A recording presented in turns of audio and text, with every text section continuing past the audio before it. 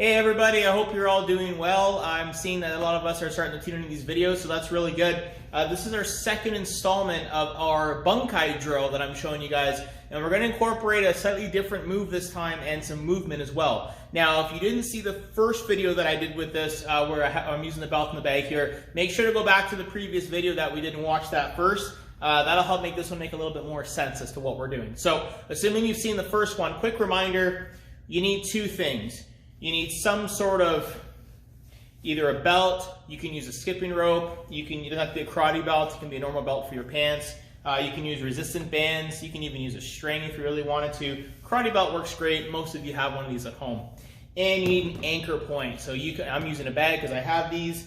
Some of you have bags at home as well. You can also use a tree outside, you can use a banister in your home, you can use the post in your basement, whatever it is. But we are going to be striking this today. So you're going to want to make sure that whatever you're striking has a little bit of strength to it, and you're going to want a little bit of padded material too. If you're unable to wrap padding around whatever you're using, you can always just put the padding around your arm instead, like wrap a towel around your forearm, for example, because we're going to be using high blocks in this now. So quick recap, you want to tie your belt approximately your chamber height is where we want it, okay? And you want the length of the belt that you're going to be using to be a little bit longer than your arm. So somewhere between the length of your arm and your leg, because we're going to be incorporating this drill. We're going to flow into some kicking drills pretty soon too. So I'm using it, it's a little bit longer than my arm. I'm going to take the other end and tuck it in, we don't need it.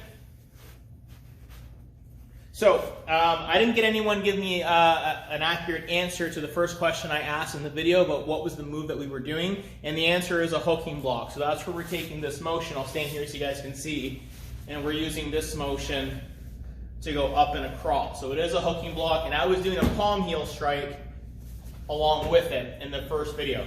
So now we're going to turn those palm heel strikes into high blocks. I'm going to use the forearm of my arm to make the strike, and I am going to have to use my feet now. So I'm going to stand a little bit further away, and here's the first one. We are going to do two moves in this video. The first one is your high block. So as I wrap my hand around the belt, that first part to your hooking block, coming up and grab, I'm going to step into it as I pull myself into the high block.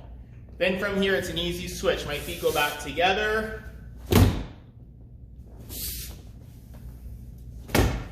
So as I'm pulling the belt into my chamber, I'm using that pulling and the pushing at the same time, incorporating with my stance as well.